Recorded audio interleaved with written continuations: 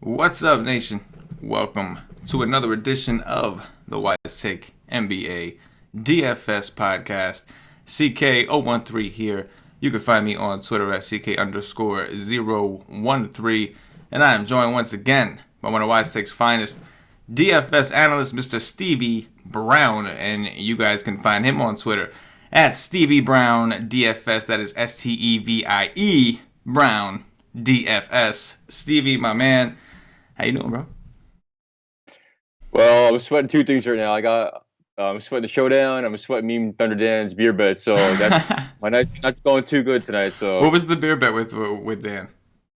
I already won that. It was Looney versus Ronda House Jefferson, straight up raw DKP. So won that, but that's about the only thing I'm gonna win tonight. So hoping for a nice night tomorrow. Excited for a nice 7-game slate.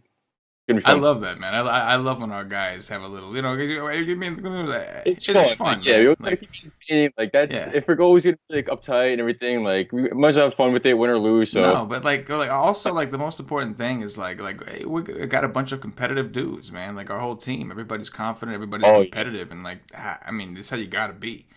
Like if you're gonna, it makes us good too. Like part of the game is I feel like I'm good at DFS because it is a competitive thing. Like it's not Vegas. I'm not going against a book. Right. I'm going against I'm in a head-to-head. It's me versus another player. Right. So if I know that someone's fucking beating me, bro, I'm mad. Like there's no one else should have the same information as me, the same everything, and be beating me. So that's why I feel like I'm good at this because I don't if there should be no other real person beating me at this night. And if there is, then I'm doing something wrong, and I make sure it doesn't happen again. Oh yeah, no, and I'm sure I'm the same way, and I'm sure that it's like that with not just DFS, but anything that involves a competition. If you have the same resources, you expect to win, and you want to win. Yeah, that's exactly it. And if I'm not, then I'm doing something wrong, and I'll make sure it's not happening again. Yeah, man, absolutely. I'm the same way, and then like that. That's really what I love about our community. Our members are competitive, and don't get me wrong, it's all love. We all help each other out, and we're all there for support and we all encourage each other. We like to see, if I'm not having a good night, I better see somebody else having a good night. Otherwise, it's going to be a really rough night for me. But definitely for family, and that's how it rolls. That's it, man. That's it. But yeah, man, happy to be back. I was gone for a little bit. Had some time away. Unfortunately, had a little family tragedy had to tend to. Not going to get too much into the details, but I will say, quick shout out to the nation, both the staff. The staff was awesome, very, very supportive. A lot of you guys, Stevie, Paulie. I mean, I can't mention all of you, but you guys know the staff, and for the guys who listen to the show, the guys who are subscribed to the site, for all the guys that you see on camera and the guys that you see writing articles, we have a whole staff behind that. We have guys who are here to publish. We have guys who are here to help us with projections and all these little back-end things, and literally everybody that we have on deck was super supportive in my absence. It was a really rough time. I hope it's, all I could say is that I hope it's the worst time of my life that I'm going through now, with the death of my younger sister, who passed away a little over a week ago. But I gotta say, as far as the nation, I've dedicated the last 2-3 years of my life to this brand and to this company and this community, and it just felt real good just to have our staff kind of step up when I'm not around. There's a lot that I do. I produce a lot of these shows. I oversee everything, and I'm the one usually in contact with everybody. So it was nice to see everybody kind of step up. I do appreciate everyone. And of course, the members, man. I know that those of you that have access to the Wise Take Wise stream, which is the private show we do, I know Paulie had mentioned when I actually went out that I had a death in the family, and kind of, you guys know me. I'm a pretty private person when it comes to personal matters. And it's not just myself, but with everyone. If somebody else tells me that they're going through something personal, I may say he's going through something, but I'm not going to be the one to tell you what that person is going through. I'd rather let that person kind of figure out when the right time for that person to tell, if at all.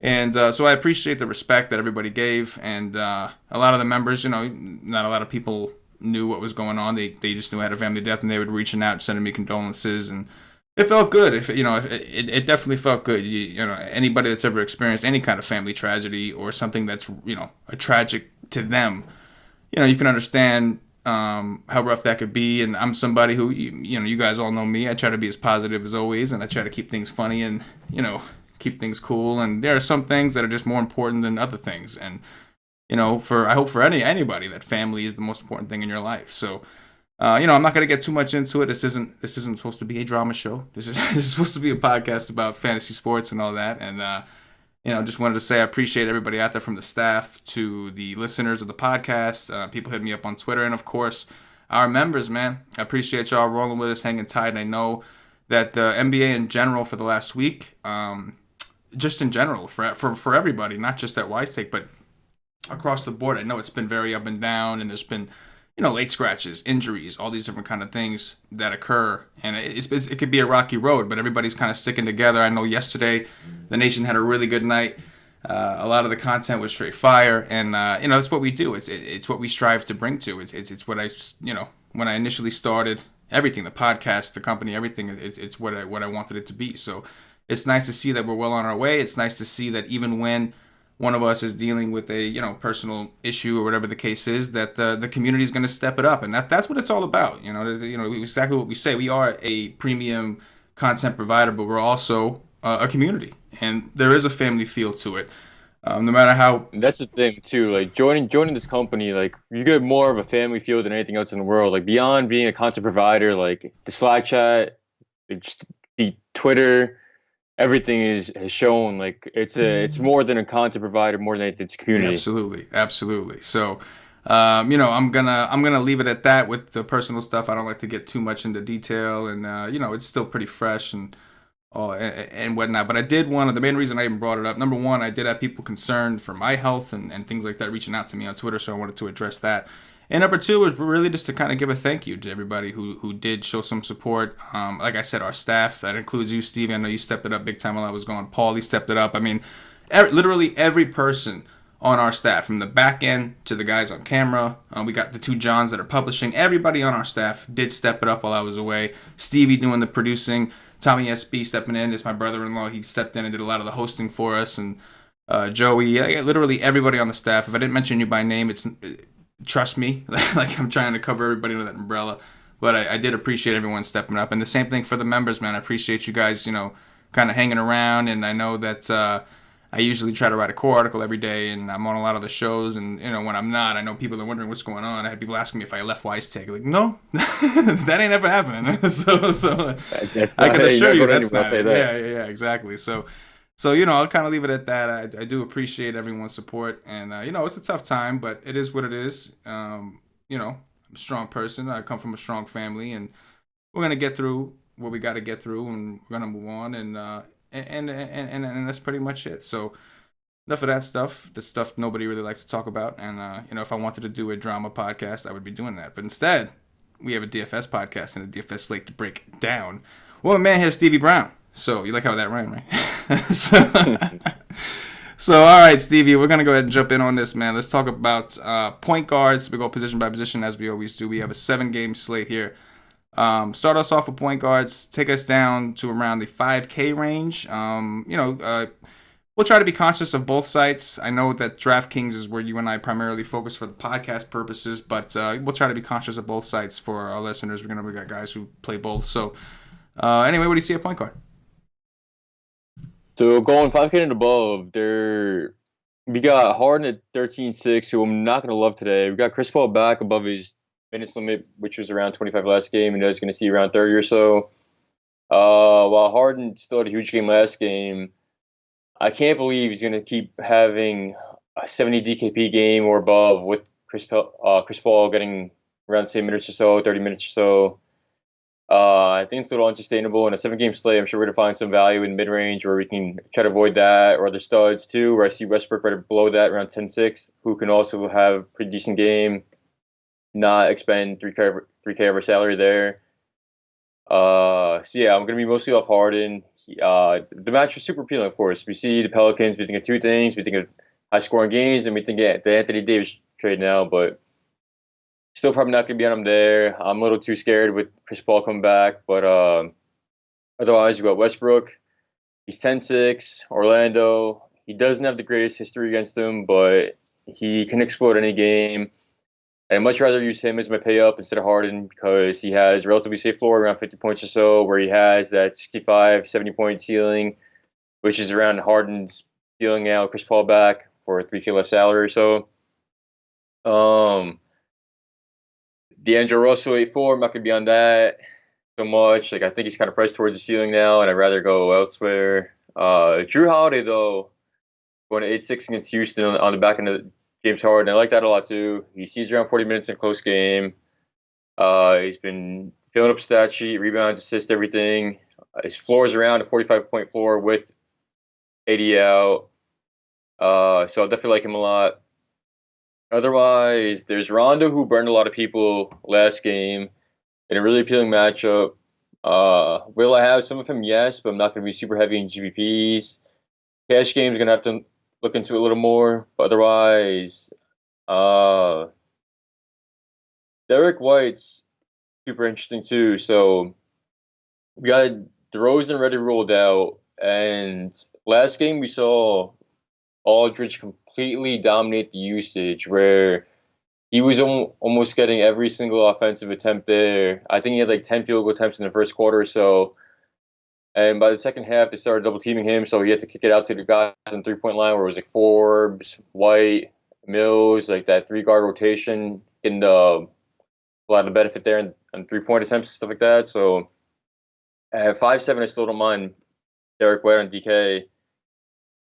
Other than that, I can't really see myself on a lot more. Satoransky has a ceiling. We saw that. He's always explosive, but at 6K, like I'd rather not take the risk there. I'd rather go all the way up to guys like Westbrook or down to some of these cheaper guys.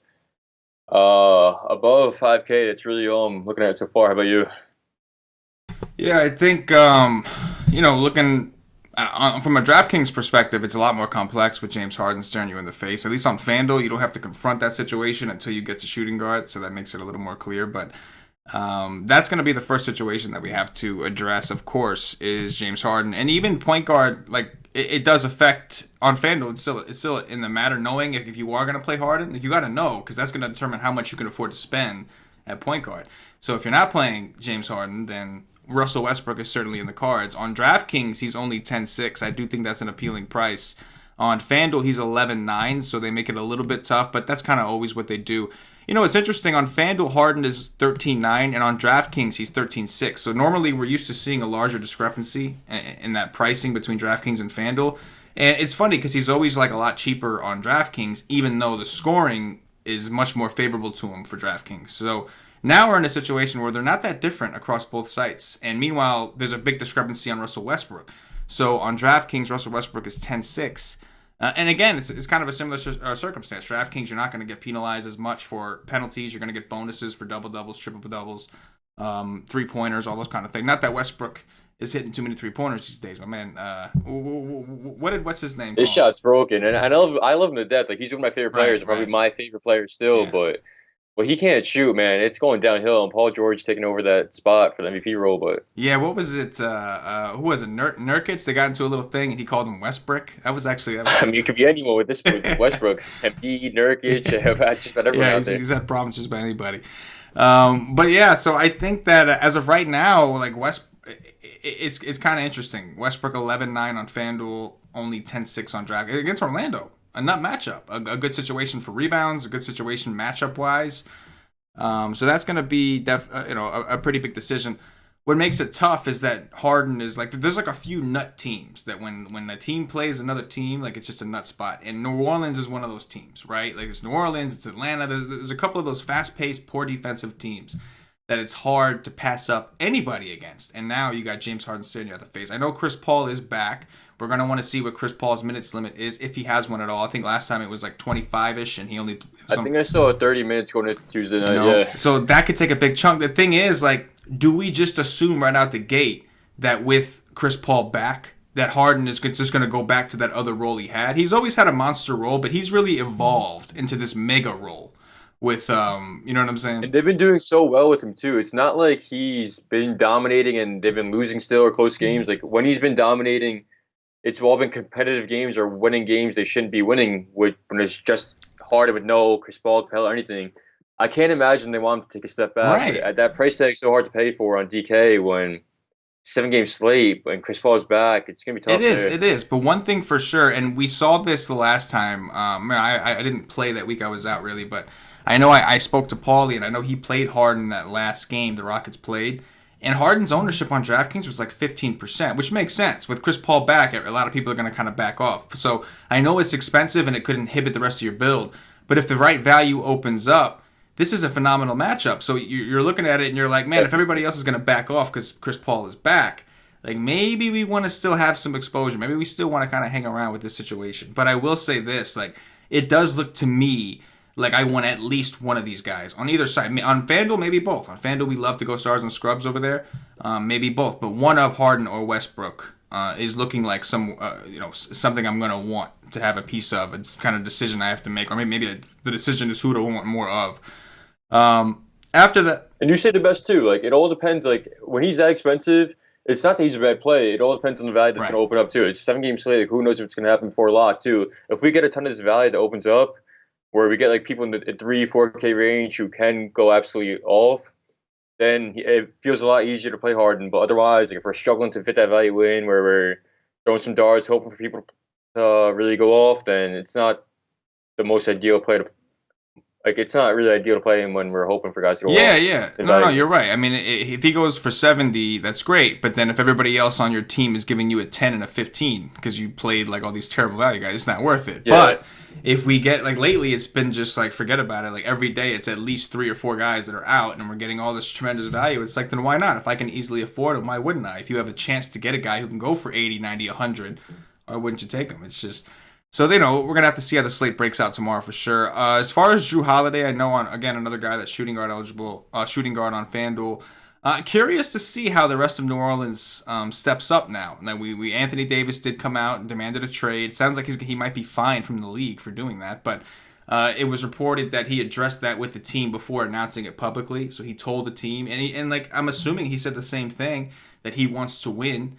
And that he, basically, I mean, I'm sorry, like I know he didn't mean it that way, but it's kind of a diss to his teammates, basically saying, I don't think you guys can win, and I want to win, so I'm not going to sign an extension. And not only am I not going to sign an extension, but I'm going to ask for a trade now, because I don't want to waste any more of my game playing with you guys. I'm not saying, like, I'm sure it's a business thing, right? It's not like a personal attack on them. I'm sure he likes his teammates, but it makes sense too. Like you can't hate not at all. I mean, even for the simple fact of wanting to go to a bigger market. New Orleans is a great city. Don't get me wrong, but like in comparison to Los Angeles or New York, where like forget about your contract money. That means nothing. Baby. Let's go. You know what I'm saying? Forget about the contract money. That means nothing. Like the amount of endorsements you get, the amount of stardom you get for playing in those type of markets where the population is just so huge and the sports culture is so large. It's just I understand it. So I'm curious to see how guys like Jrue Holiday. Whoever, I don't know, I know New Orleans is dealing with a shit ton of injuries right now, but I'm very curious to see how a guy like Jrue Holiday does handle it. I think that the last New Orleans game, a lot of people kind of backed off of New Orleans because they were concerned they were going to get their ass kicked by Oklahoma City. Everybody just kind of thought, oh man, AD's not playing, Randall's not playing, Mirotic ain't playing, like they're going to get their teeth kicked in. And they hung in there, man. They went toe-to-toe, and they fought with OKC, and that game ended up being the nuts. I think Holiday went for 60, which allowed Westbrook to then go for 75, and all these things. So I'm definitely want to keep an eye on that situation because the price on Jrue Holiday at 8.6 really isn't that bad for the amount of production that he's got potential for. On FanDuel, he's 9.5, a little bit more of a steeper price, but that's how these things work, right? That's how FanDuel is. They always kind of price guys up a little bit more, which is why Harden is kind of seeming more like almost like a discount. So on DraftKings, if Harden was 13K, on FanDuel, he would be like 14 something. But the fact that the price is so close, it almost makes you think, like, am I getting a discount right now on Harden? But, like, Chris Paul's back, so you got to consider that. But it makes you think. It's not like a clear, easy decision out the gate. Aside from that, I mean, the other guys we can talk, we'll dig into tomorrow. There are some interesting matchups like Chris Dunn and Chris Paul himself, depending on what minute limitation he may or may not be on. Aside from that, though, let's drop it down to Value Town. What do you see down there, Stevie? So the 5K range for the point guard is pretty rough right now. Napier, though, is the only guy that's really popping out to me even still right now. He's priced a little bit up at 4.9, but he's still seeing some big minutes, a big role. He actually closed out the game today. D'Lo didn't close out. Atkinson said in post-game conference he was upset about his defense and the closing minutes. He didn't get like a rebound. He's supposed to in the zone defense, which they closed out with. He saw 26 minutes. Didn't even shoot too well, scored 20 points still, and had a pretty decent game. So while he's priced up, people might be scared off him because of that. I have to like him a lot there still. He has 30-point potential easily, especially in the matchup. Bull's never good defensively. I'll definitely be on him a little bit. Otherwise, for me, there's not a lot down here. Off the top of my eye, I like. There's the San Antonio situation, which I mentioned a little bit earlier, where you got Bryn Forbes and Patty Mills down here, where you saw LaMarcus Aldridge drawing that double team early in the game, and then second half they doubled him, and he was getting those open looks to the 3-point guys, Mills and Forbes. So I'll take maybe a couple shots in the GPP. But I'm kind of worried with them on cash games. Like they both crushed value, but the matchup was absolutely nuts against Washington. It's gonna be. I have to look into it more. Like it's tough to from first look to obviously say I love them. I definitely have some interest there. Otherwise, there's not a ton down here I really like. I'm not going back to. I can't even pronounce the games right. Akobo, whatever it is from the Suns. Everyone loved him for value in the last couple games, but melting out. But he played 28, 31. Now we saw a decreased roll in 22 minutes, where people might think you get more running a blowout, but he actually saw a decreased run. Didn't perform well. Still around the same price tag at 3.5. But when I see Patty Mills at 500 more, much rather go right to Patty Mills and DeRozan now, who has probably much higher floor and ceiling, so I'm not going to be on him much. Point guard's really for me. How about you? Yeah, I don't see a ton that I love. There's guys you can roll it, take a chance on if you're doing multiple lineups. Some of these guys, yeah, sure, I can get a little bit of this guy, a little bit of that guy, but I don't see that one dominant dude. I think Okobo would be the standout, and I know he's played like shit in the absence of Melton, and his minutes have kind of been in flux, so it's scary. It's not pretty, but he is 3.5. You got to imagine he's going to get at least 20 minutes, and he's playing the Spurs, who have been awful against point guards. So Akobo would be probably the main guy that I look at. On FanDuel, let me just check his price on FanDuel, because it's a lot easier to go with those kind of. He's 4.2 over there. That's a little high. Like normally you want a guy in the threes to be your drop scorer, but it's reasonable. It's something you could work with. So I think Akobo is probably the first guy. I mean, like you said, there's guys you can throw around. Dellavedova's been getting a little bit of run. They're playing Washington. Patty Mills, as you mentioned, on the other side of that Phoenix situation. But I think I would look to maybe Bryn Forbes at 4.3 as another possibility with DeMar DeRozan out. Forbes has played over 30 minutes in 3 straight games. He's not as consistent as we would like him to be, and he can be a little scoring dependent, which is worrisome. But maybe some of these things open up. We know in our back pocket we've got Shabazz Napier. He's 4.9, so he's kind of flirting. He's right on that borderline to where, you say you're saving, but how much are you really? Is it enough if you're trying to play Harden? I don't know. You got Colin Sexton. So there's all these guys that are in the equation, but I agree with you. There's really nobody right now. Like today we had a bunch of them. Trey Burke, which that didn't work because Fizdale is just the DFS devil. Yep. Right.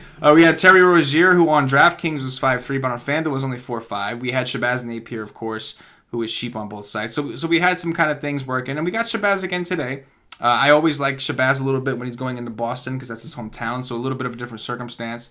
And they're playing Chicago. And Chicago, listen, I know Chicago is a terrible defensive team, but they've become this death. They've just become with DFS, teams play them and the games just suck instantly. It's they play so slow and they're so inefficient. It's either they're getting blown out or they're just playing so slow that they're limiting the opportunities for the opposing teams. So I agree. There's guys that you're yeah, sure, maybe. A bunch of maybes. But hopefully something else opens up tomorrow that really makes one of these guys pop a little bit more. Makes me a little scared, too, with the guard situation in San Antonio. Patty Mills didn't really see anything extra outside his minutes-wise. He still saw a regular 22 minutes, but it was his extra assist that really there, and he was shooting well from 3. So if I come in tomorrow on a 7-game slate and his ownership's a lot higher than I like it, I'm obviously going to be underrating the guy, but it's a guy too, vice versa. If people are going a lot of underweight on him, then I'll take a shot at him, but it's going to be a lot of ownership game for me on him tomorrow. Yeah, absolutely. Absolutely. Move us over to shooting guard, Stevie. What you see over there, bro? So shooting guard's a little more appealing too. Devin Booker's a guy I've been riding the whole entire season, and he's been burning me a lot more than he's been paying off, but I feel like he has to, like from a GPP perspective, he has to pay off at some point. Like he's still around his 34% usage.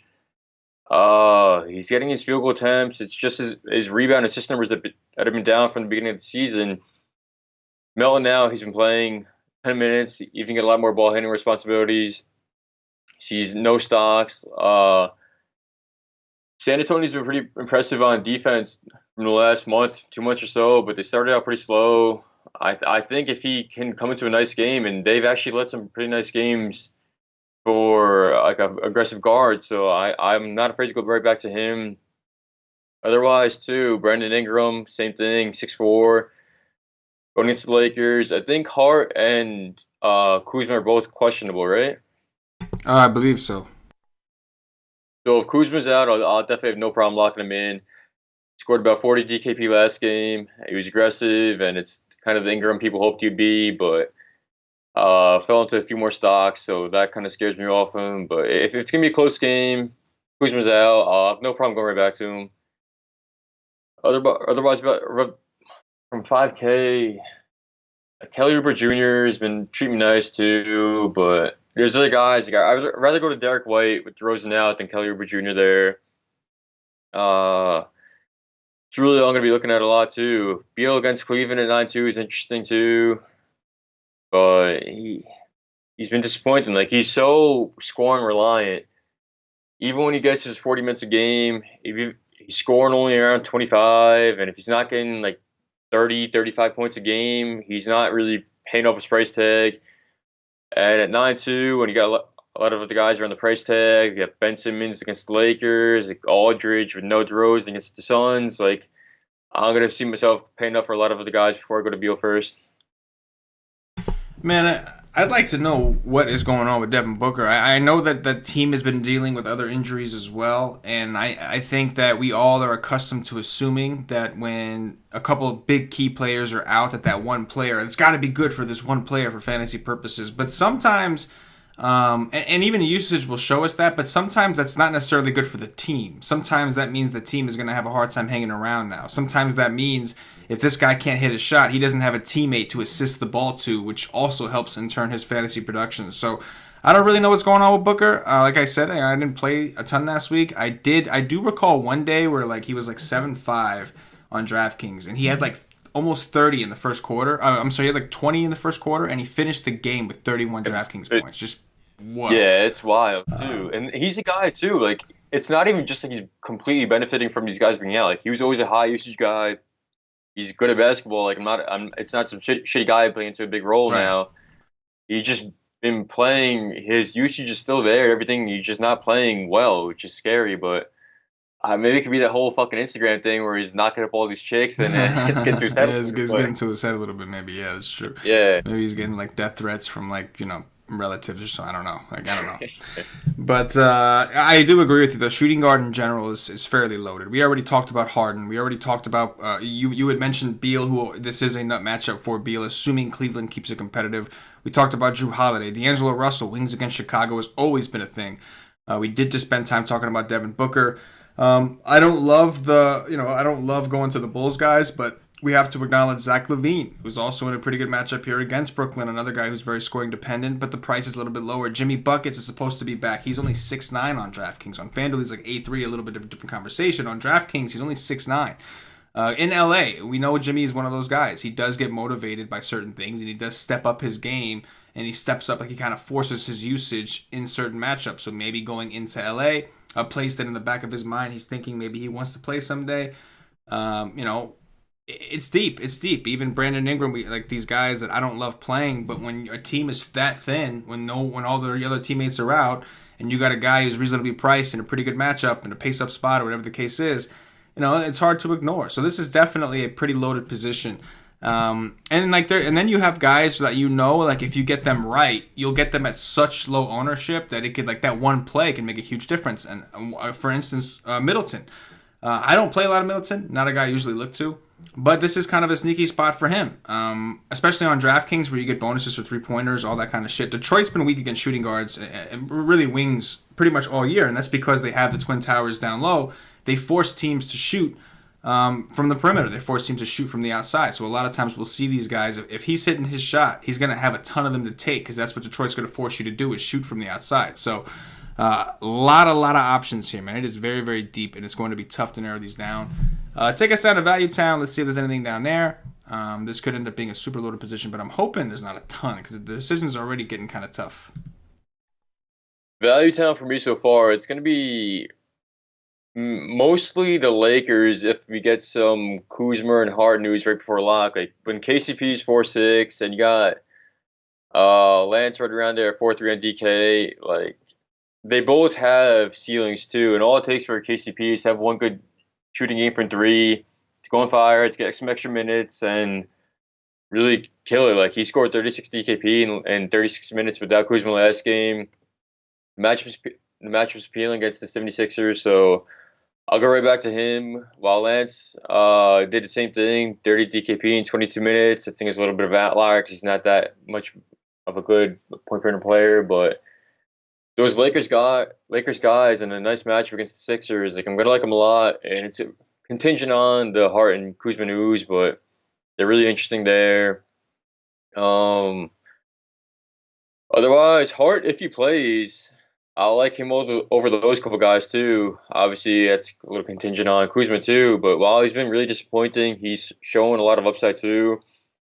And those are kind of my favorite guys to pick on. Like a lot of people who have been disappointing lately, shot from the field, haven't been getting the stocks. Like a lot of the field falls off them. I'll be going right back on them because they do have the upside. Like he can bust out for a 40-point game in this situation, and no one really be surprised. But while he's been only having like 11 to 15 DKP per game and 20-minute roll, we know the potential he has. So I'll go right back to him.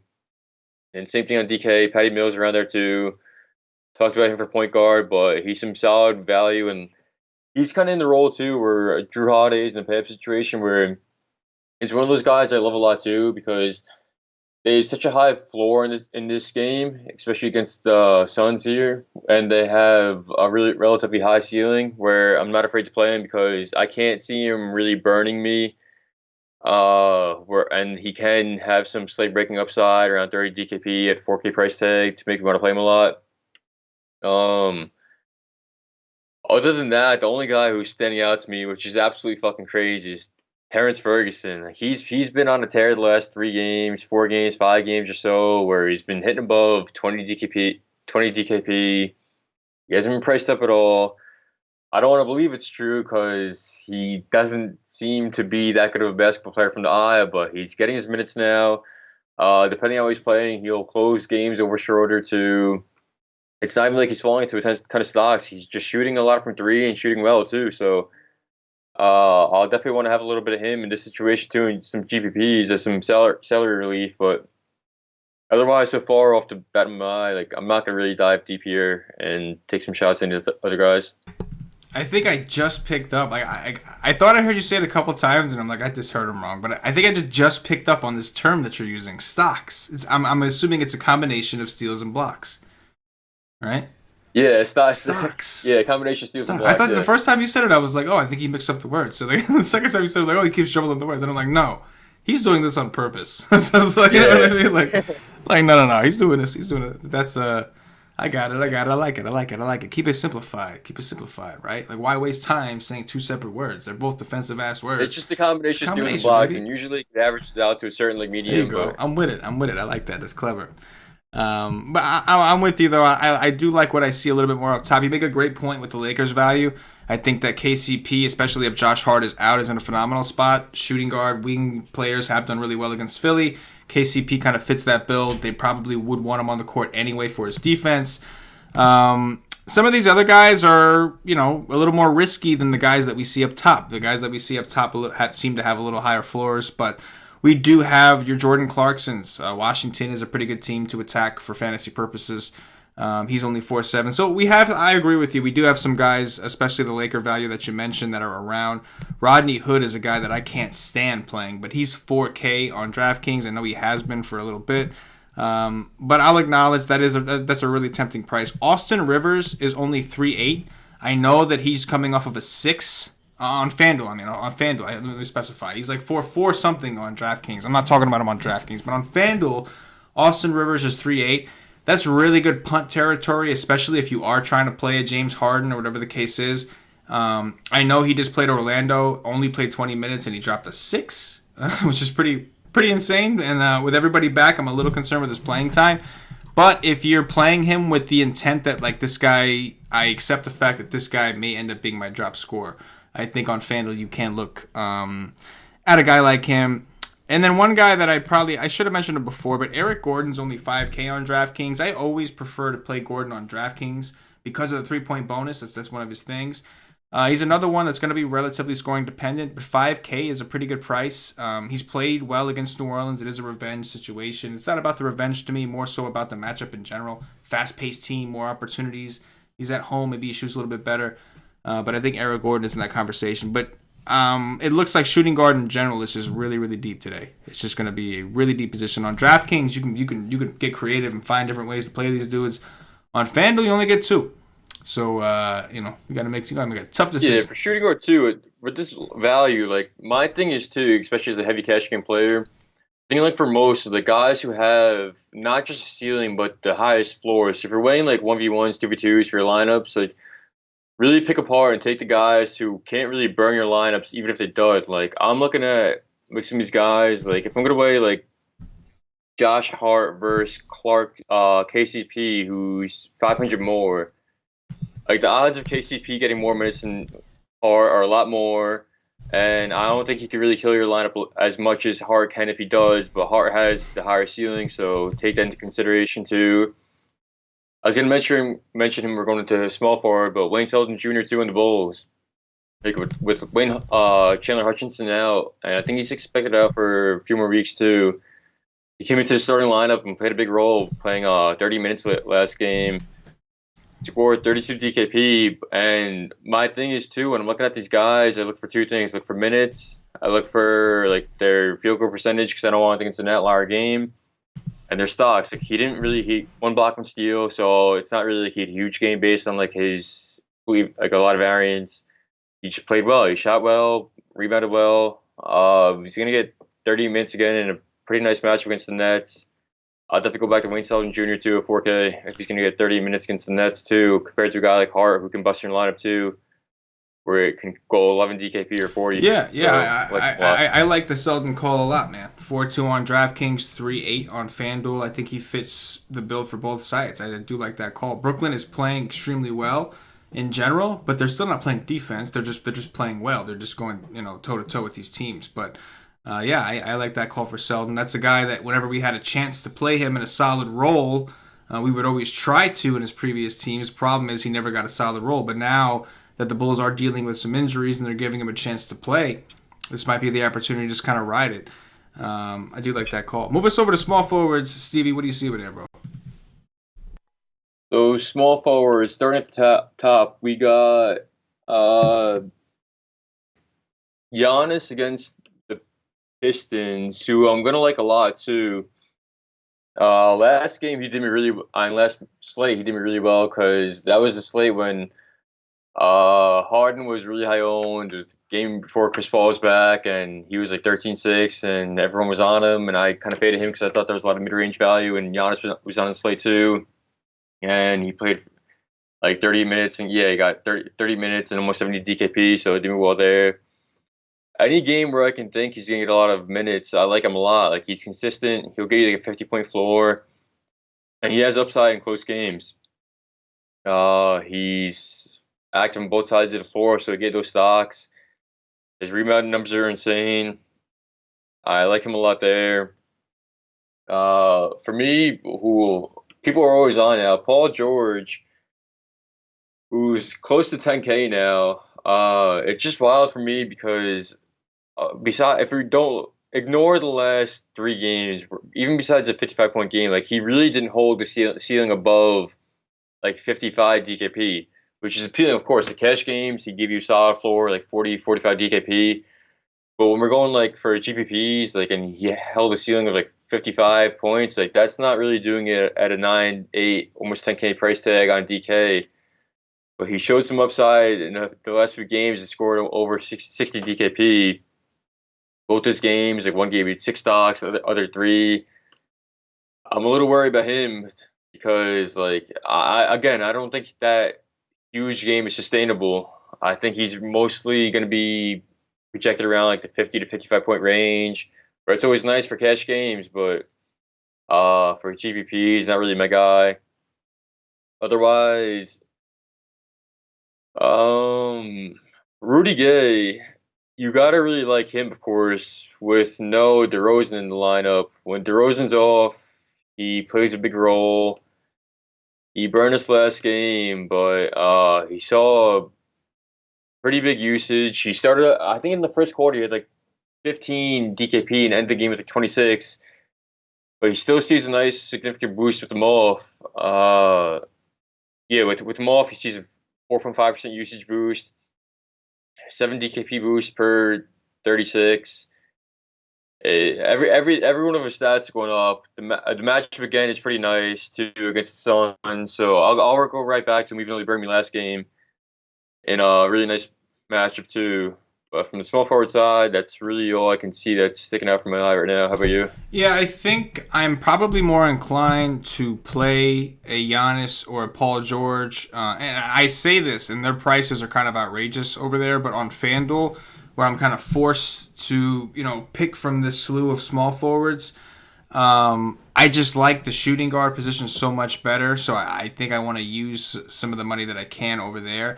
But on FanDuel, you kind of have to. You have no choice. You kind of have to, you have to go stars and scrubs. And on DraftKings, a lot of the time you end up going stars and scrubs anyway. But on FanDuel, because of the drop score feature, it's tough to go balanced because you don't want to ever drop a 5 or 6K player. That's just not optimal. So because of that, it does kind of force you up. It forces you high and low. And I think it makes more sense to take a chance on a guy like Giannis or Paul George. It's hard to envision paying Paul 11-1 on FanDuel for Paul George and 11-4 when Giannis is only 11-4, especially on a site like FanDuel where Giannis does, he's a big block and steal kind of guy, a stock kind of guy, as Stevie would say. There you go. And you get rewarded for those more on FanDuel, so it does make more sense. But Paul George is just playing out of his mind right now, and the matchup is phenomenal against Orlando. With that said, on FanDuel, I'll be more interested, but I don't know how interested overall I'm going to be or how I'm going to prioritize these guys. Number one, with Giannis, he did go for 57, I think the second time he played Detroit this year. But for the most part, he's kind of struggled against them from a fantasy perspective because we rely heavily on rebounds for him. And we rely heavily on close range shots. He's not a very good actual outside shooter. So when you have Blake Griffin and Drummond down low kind of clogging up the middle and preventing easy rebounds, preventing guys from getting easy putbacks, it does kind of lower Giannis's appeal a little bit. But again, on FanDuel, you can get around that based off the blocks and steals that Giannis has the potential to get. So I'm not saying I don't like them. I just don't know if I like them more than the idea of getting a Russell Westbrook or a James Harden or a Jrue Holiday or some of those other guys. But on FanDuel, like I said, because the position they kind of force you to pick between these select guys, I think there's more interest there. And like I said, both guys have been playing extremely well. After that, I think that Josh Jackson, I know he's power forward on FanDuel, but on DraftKings, I have some interest in Josh Jackson. I know he hasn't played extremely well this last 3 games, kind of blah. But with assuming TJ Warren is still out and they're still kind of banged up, I like the shot attempts I'm seeing from him. He's putting up 20, 29, 25 DraftKings points, and he shot absolutely awful. This dude can, he's shooting like Russell Westbrook right now. 20%, 35%, 26%. So it's kind of like how we look at the shooting percentage if a guy's doing well, and we don't want to buy into it if a guy's shooting 60% every day. We're like, okay, no, this ain't real. If he shoots bad, his score is not going to be there. Sometimes it works in the opposite way. You know what? This guy is putting up 29s, 25s, and he's shooting awfully. If he happens to shoot well, like he did that day against Minnesota where he went for 52, you kind of see what happens. If you look at his stat lines between that Minnesota game where he went for 52 and his last 3, the main difference is the shooting percentage. In that game against Minnesota, he was 10 for 18. So you're looking at 55.6% opposed to 20%, 35%, 26%.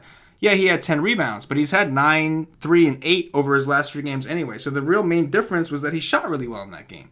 So again, is it something you want to rely on in a cash game format? Probably not. But in a tournament, as a guy to take a chance on, and like, you know what, I need a guy that could maybe get me a 10x, even though it may not be likely. The possibility is there on a guy that is only 5'3". So I think Josh Jackson is certainly in the equation. I'll look at his FanDuel price in a minute when we get to power forwards. I'm sure there's other guys we could talk about, but take us down to Value Town. What you see down there? So the first thing is, because I got a notification a little while ago, we got Reggie Bullock being doubtful. If he's going to be out, and if she's going to be out tomorrow too, I might take a second look tomorrow night, a little deeper into a guy like Luke Kennard. He's going against the Bucks, who give a lot of threes up. He's already been playing 20 minutes or so. We can get him guaranteed into the 20 to 25-minute range, and he's checking from three and hits a few of his shots. Listen, he's been dudding people a lot, but he's showing upside where he can get big opportunity in minutes. So at 3.5, it's not someone I'm afraid to play in GPPs, but otherwise, there's guys like Wayne Selden Jr., Lance Hall 4 in the category for DK, Bertans and DeRozan. He actually saw a little bit of a minutes boost last game with 28 minutes, scored 29 DKP. The match was just as appealing against the Wizards there too. So I might go right back to him. The thing is with him, he was on absolute fire from three, where he actually closed the game instead of Rudy Gay. He shot 5 from 8 from three, and while he's a great 3-point shooter, I can't imagine him being that sustainable from three the whole entire again. So he's relatively safe if he's going to get that many minutes without DeRozan in the lineup. Well, I'm not expecting another close to 30 DKP game out of him. Otherwise, too, there's a lot of guys who are same thing, small shooting guard eligible. Where you got Terrence Ferguson again on DK, Wayne Selden Jr., Lance. It's really the same value that's multi-position eligible on DK for me. Yeah, you know, what really sucks is one of the days in my absence, one of the days I did miss was Michael Beasley Day, man. I can't believe they actually started him. I couldn't believe it. Fan, you gotta love that yeah. too. Oh, yeah, man. I can't believe they actually started him, and I missed it. I only bring that up because I'm looking at on DraftKings. I feel like we talked about the guys that right now I'm interested in already. Like you said, the position eligibility, we kind of already reached them. So what I'm looking for is on FanDuel to see what viable punts we have in this position, since we do like to go up and down. And Beasley's the first guy that stuck out, and it just sucks because I did miss that day. Beasley on FanDuel, it's more like you can take a chance on him if you want to, but. And now that he's 4-2, again, it's not ideal to drop a 4-2 player. You can, it's not terrible, but you prefer to drop somebody closer to that mid-price range. It just sucks when I remember that he did get that start against Phoenix, and I was not able to take advantage of that because I do love Be Easy, Mr. Michael Beasley. But, yeah, just looking at this point, we talked about a lot of the guys that I'm really interested in. I think he almost fouled out that game. He did. Too. He got like 26 minutes. He was in foul trouble in like 18 minutes or so. Just crazy, but he went on. He got a little excited there. Depending on the injuries that we get, I do think if New Orleans is still really, really banged up like they have been, I think Solomon Hill makes for a solid FanDuel punt as a potential drop scorer. He's only 3.6, so if you were to drop a guy that's 3.6, that's the more optimal price range to drop a player. And he did play over 30 minutes in his last 2 games, so you do have the upside. Maybe he's not your drop scorer. But he would be someone that stands out. A couple other guys we can mention. Wilson Chandler, if he plays. We talked about Be Easy, maybe Bertans, but nobody that's really like, oh yeah, this is the guy. I think I'd probably, at this point, unless something were to open up, I think I would probably continue to play that way. I guess Darius Miller would be in that conversation. You want to pay a little bit more for Darius Miller. He also makes sense. He's been playing well in the absence of his entire team. And I think Etuan Moore is going to be out. I saw like earlier today I got a notification that Etuan Moore was going to miss tomorrow, and it said for rest, and I'm like, really?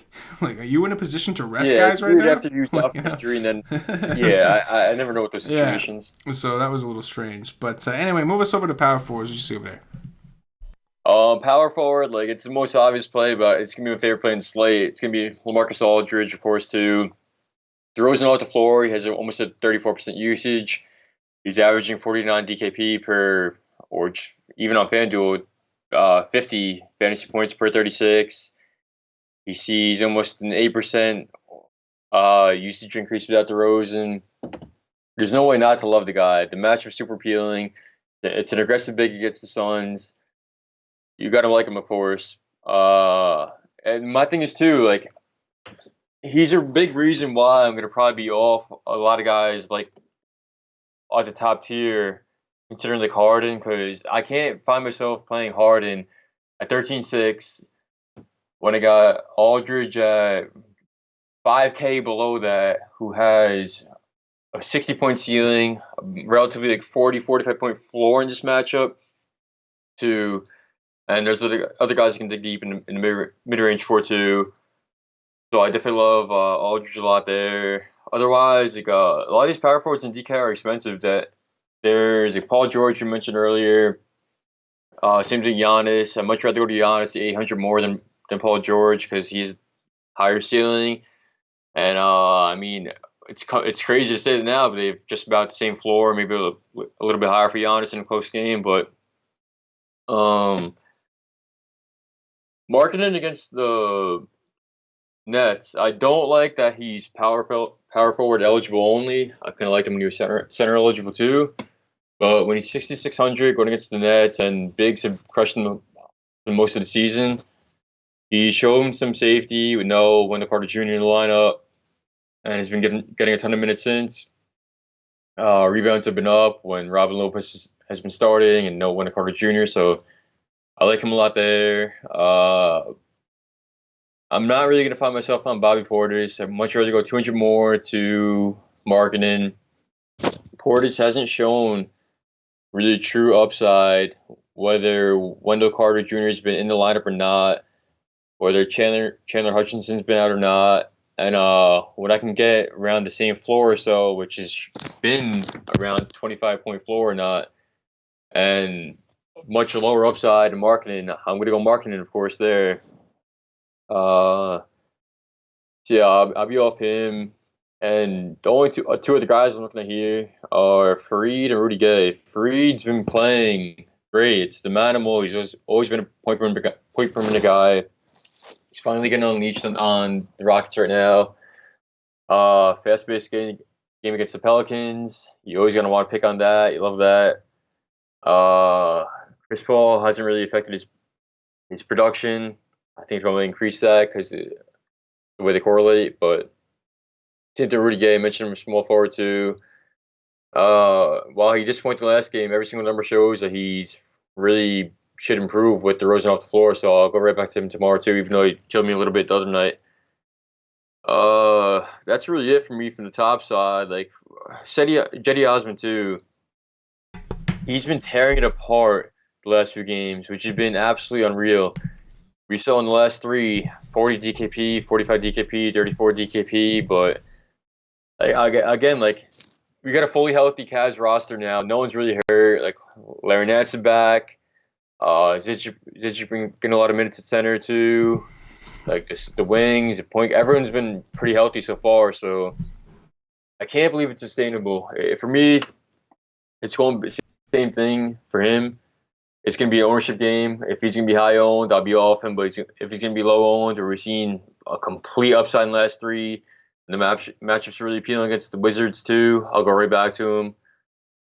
Other than that, that's going to be it for me so far. Like, I'd much rather power forward go up to Aldridge or down to a guy like Jetty at low ownership or Fareed than waste my spots with like Paul George or Blake Griffin or anyone like that there. Yeah, not a ton that I like at power forward either. I think that Blake is a fine tournament play. I think his ownership will be down. Milwaukee will pace them up pretty well. They've struggled against power forwards for the most part. Certain types of power forwards, that is. So I think Blake, from an ownership perspective, is fine, but that's nothing more than just he's been playing well. But I agree, we have other guys who are priced either higher than him or lower than him either higher at him at different positions or lower at him at his own position that seem to be a little bit more reasonable, like LMA, who on DraftKings is $600 cheaper. We know centers have been destroying Phoenix. LMA should be able to do they're just a terrible defensive team all around, and the usage for LMA has been great with DeRozan off the court, so I'm with you there. After that, there's a pretty steep drop in my eyes. Kenneth Fareed, on DraftKings for sure is in the conversation at 6-3, a site where you do get double bonuses. Should be some more chances for increased opportunity here, especially if like Julius Randle is out. And not that he matters, he's a terrible defender, but he is a body, another big body for rebounds. But we love the Manimal. We always have loved the Manimal. I hope Manimal goes. I hope the Manimal like ends up like just smashing the rest of the year, and every team that had him in his possession and didn't play him just regrets the hell out of it because there's been so many too, and I love the guy. I don't understand why the Nets kept him like on the bench. Like even when he got the minutes on the Nets 3 times, like I think it was Jared Allen and Davis were out games. Like he came in like still only got like 18 minutes and smashed in those 18 minutes. But like why not unleash him for the rest? Yeah. It's just I don't know. But, we look at things a little bit different, I guess, from a fantasy perspective. Either way, we love the Manimal. Yeah. Easier to play him on DraftKings, no doubt. 7-4 on FanDuel does feel a little steep, but it is a really good matchup in terms of pace. So there should be more opportunities for him to get even more rebounds and potentially more putbacks, everything like that. So I do like the Manimal quite a bit.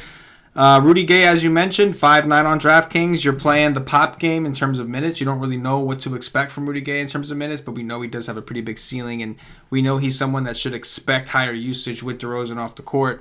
Josh Jackson on FanDuel, I'm actually okay with. I don't love the 5.8 price tag, but I'm okay with it because I don't think power forward is particularly strong today, at least not what I'm seeing now. But I think there's a guy in Value Town that we'll discuss, assuming that he plays. But yeah, it's not as deep. Like it's not as deep as some of these other positions. Like it seems to me like shooting guard is the deepest.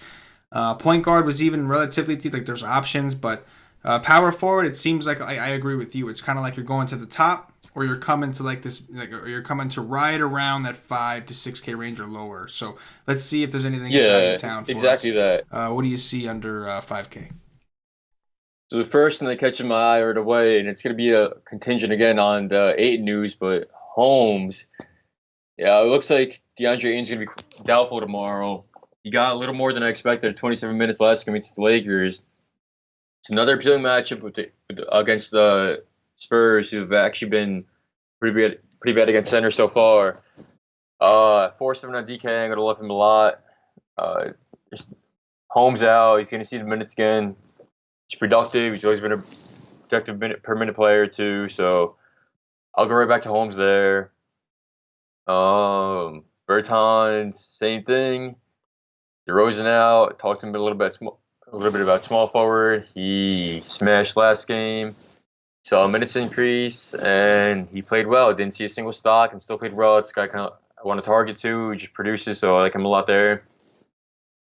Stevie, real quick. Then your guy, the mic on your headphone is dragging on something. You hear a lot of shush. You know what I'm saying? There you go. We good. My bad, man. Keep going, bro. Keep going. So your boy too, who we just mentioned a little bit ago, Beasley. It's gonna be 3-8. It's again, Kuzma's out. So 26 minutes last game. He started and performed with it. Didn't even shoot well from the field, but his rebound numbers are up. His assists were surprisingly up because we know he doesn't like to pass. But the matchup's nice. 3-8. If we get Kuzma out, I'm just gonna like him a lot there.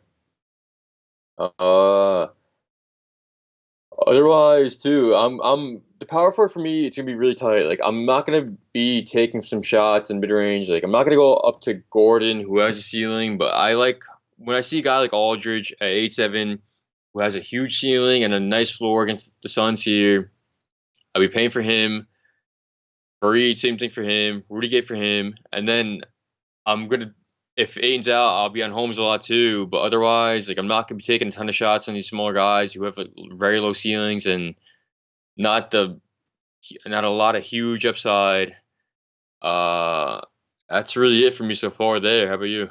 Yeah, I agree with you, man. Just even down low, I don't see a ton. You made Rayshawn Holmes was the guy I was alluding to as well. Assuming Ayton is out and assuming Holmes is in, how do you not play Rayshawn Holmes, especially on DraftKings? If Ayton's out, you have to play Holmes. Like he's always been a per minute player. Right. He's gonna get the minutes this time. Like you have to love him. There's no doubt about it. Right. Too. The only thing I was considering down low too is Darius Miller, who's performed really well last 2 games in a row with everyone out, but.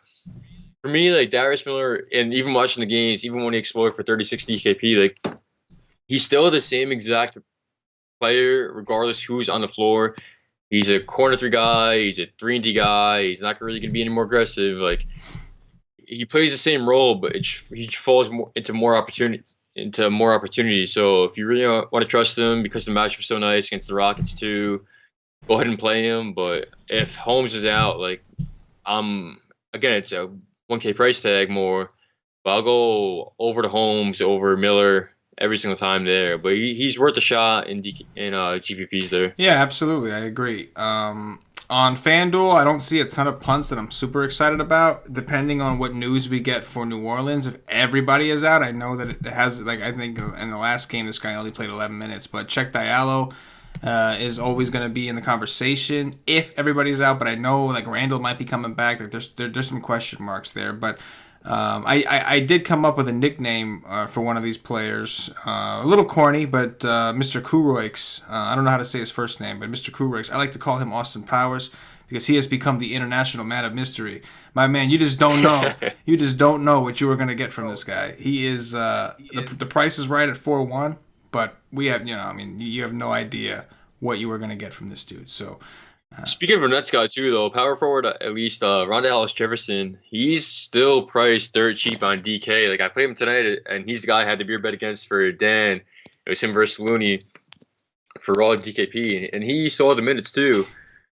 Trevion Graham is out too, so he entered the starting lineup. He got 24. He saw, I think it was around 28 minutes or so. Yeah, he saw 27 minutes, and he performed well. He actually saw insane 19 field goal attempts. And if we're going to see the same exact thing tomorrow in an even better matchup against the Bulls compared to the Celtics at 3-8, I'll be all over him tomorrow too. Fair enough. Let's move it over to centers. What do you see over there? So center's interesting. We have Embiid against the Lakers, who should absolutely fucking dominate them. They have no fair matchup for him. The only thing I can think for the Lakers to use against him are their expendable fouls from the three centers with Zubac, Chandler, and McGee. But otherwise, he should dominate them all down low. He's priced fair, where he has a really nice high floor, and he has a slight breaking upside too. So I like him a lot too. We saw some decent salary relief in other spots, so it's not gonna be hard to get to him. Vucevic, when he's 9.5, again, he's been showing a nice floor, but would you rather go 9.5 for Vucevic against the Steven Adams and the Thunder, or go all the way up to Embiid at only 700 more against the Lakers? I'd much rather go up to Embiid there. And then there's still the same thing for me. Like, Zizic, can't press the guy's name. He's safe. Nance is back, but hasn't been seeming to cut into his minutes at all. He's still 6K, same price that he's been the whole time. Still seeing his 30-plus minutes in a close game. The matchup's really appealing against the Wizards because they are absolutely awful against bigs. It's a pace-up spot, of course, for them. So I like him in cash gains, but I don't think he flashes an upside there for us. Otherwise, the only other guy who Okafor has been going absolutely apeshit, man, and it's unreal because I never wanted to believe he was this good of a player because it seemed free. Like, no other team allowed him to go off and really be true to himself. But when we saw 40-plus DKP in the last four, a 28-point floor, and he's shown a ton of upside, like, you got to love the guy a lot. He's super efficient. He's a rebound. Apparently, he's a fucking block monster now. So, Okafor at 6-1 against Houston, I like that a lot too because Freed, he's a great per minute player, but he's not anything that's a stud defensively. I like him a lot there. That's going to really be it for me up top. How about you? Yeah, man, Embiid seems to be the feature guy. Embiid's another one, man. He loves attention. He loves to play in those super big markets and the big atmosphere. And if LeBron... Anywhere he can talk shit, he'll love to play. Anywhere. If LeBron was playing, forget about it. But even with LeBron out, just the fact that he's in LA, that's all the motivation he needs. I love Embiid in this spot. He's only 10-2 on DraftKings, which seems like, why? Like, he's been smashing for how many days? Why would you leave him at 10-2? It seems kind of crazy. But on both sides, he's highly, highly in play. He's my favorite guy up top by far. After that, I agree with you. Some of these other guys, these sites have made it a little tricky. Jaleel Okafor is 6'1" on DraftKings, and he's like 7 something on FanDuel. So they kind of make you think, like, do you really want to pay that much for that guy? Like, it's different when he's 5K or less. Now, do you want to pay a price where, like, you need those 40-point games? Like, that's a little different to have that expectation for those kind of players. But the matchup is pretty good against Houston. They're down to like no bigs.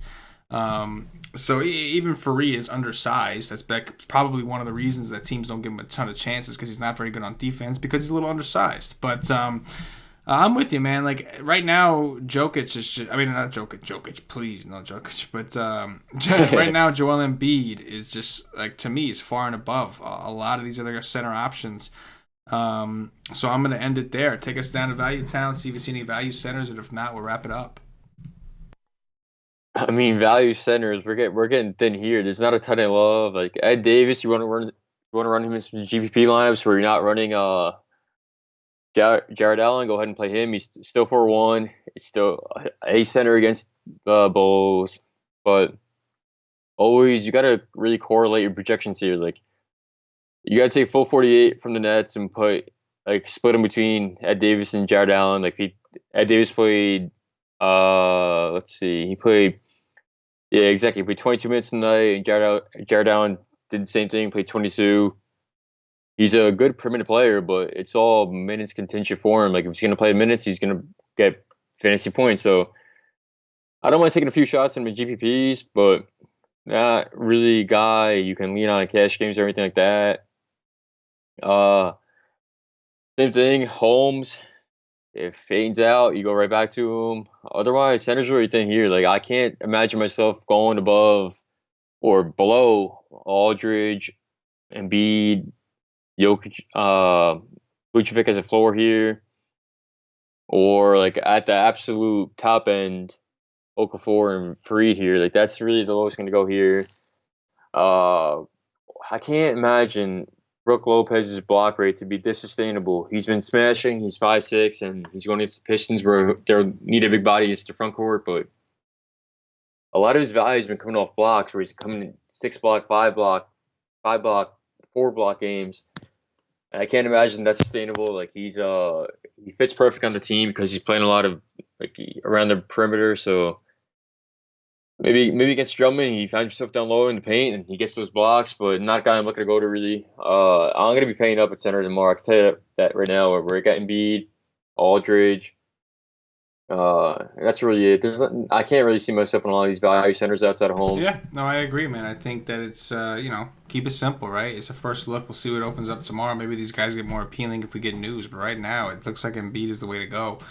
That's going to do it for the game by game, position by position breakdown. At this point, I'm going to remind everybody, if you haven't already, check us out at wisestake.com, that wonderful community that Stevie and I discussed at the beginning of the show. Make sure you come check us out, man. If you're not a part of it, you need to be. I mean, it's where you got to be. We are a DFS content provider. You can get a day pass, $2.50 if you just want access to the content for a day. That's completely fine. You'll get access to the Y stream. You'll get access, which is a show we do 2 hours before lock. You'll get access to all the articles. Stevie's doing the cash game article. You get the GPP articles, the cheat sheets, the core articles. You'll get all the projections, all that stuff. You'll get with a day pass. You just won't get access to our Slack chat.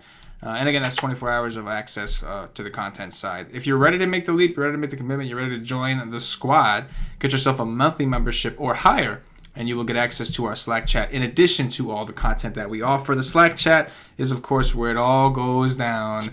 Beyond worth it, man. Like, the Slack alone is so worth it. The amount you can just pick up and learn in there from little tidbits, people talking through the day, like, it's yeah, man. It's a knowledge fountain. Like, everyone, it's worth it. Like, come and see for yourself, but it'll pay yourself off within the month. Absolutely, man. Absolutely, man. It's just really, if you really want to perfect your craft and you really want to work on your actual game, if you're serious about DFS, or whether it's a hobby or whatever you're trying to do, if you're serious about it, if you really, really love it, you're going to want to be in that Slack chat, man, because those dudes are dedicated.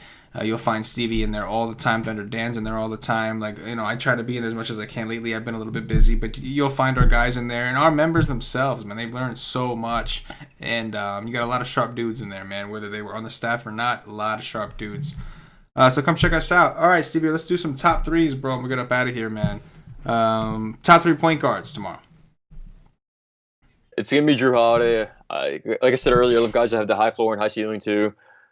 Drew Holiday, Derek White, and then I'm going all the way down to Patty Mills. Yeah, I'll go with. I'll save some of these guys for shooting guard, but I'll go with Russell Westbrook. I will go with Rajon Rondo. I know I didn't talk about him a ton, but it is. I did recently notice that his minutes have been kind of through the roof with all these injuries. So I'll mention Rondo, even though he's expensive, and then I'll go with the Kobo as a little punt.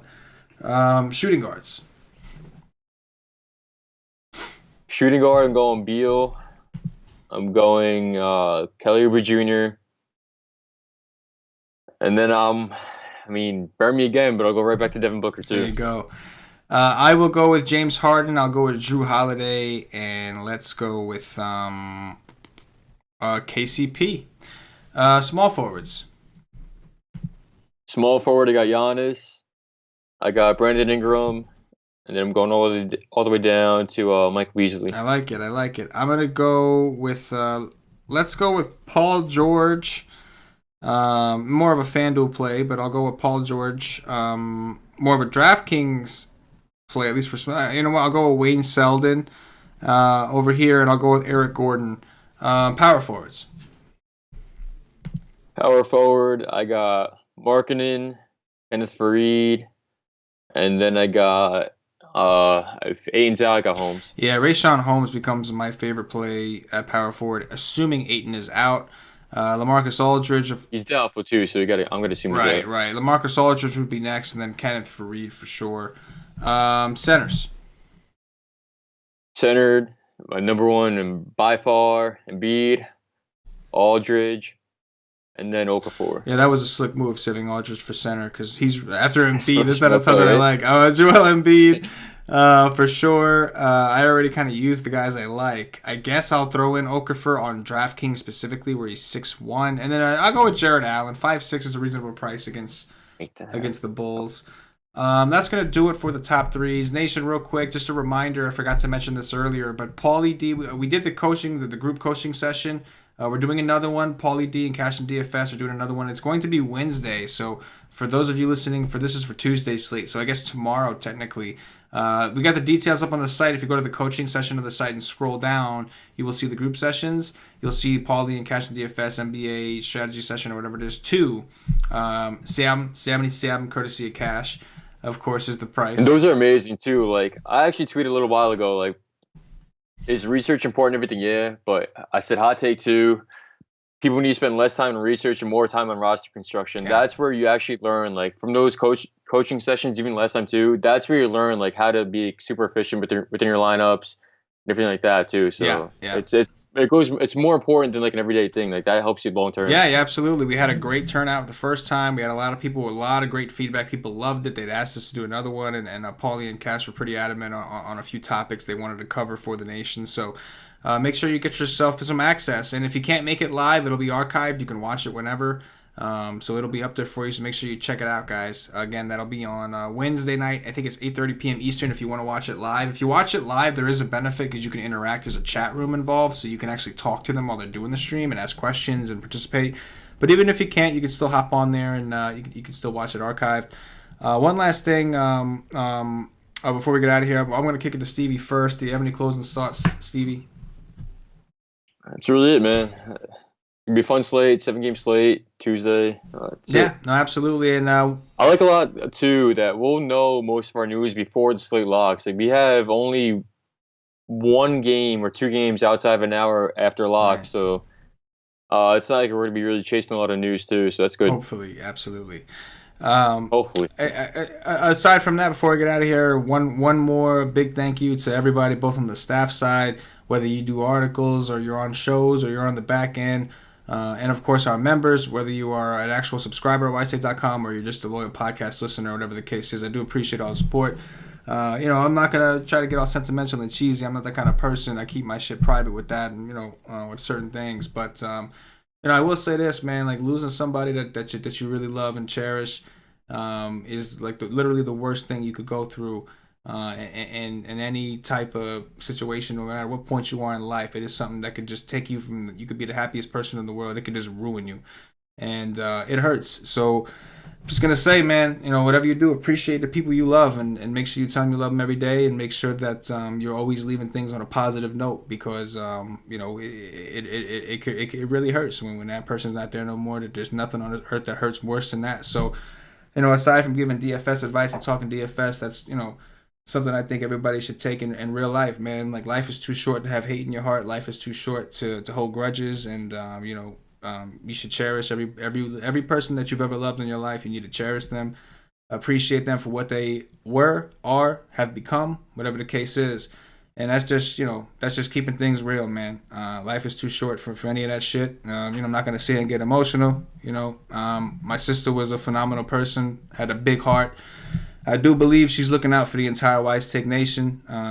She knew what it is we did. She was a big supporter of mine, big supporter of all my entire family, and she'll be watching over us. And that's the one benefit that we have, is her watching our back. So, that's all I'll say about it.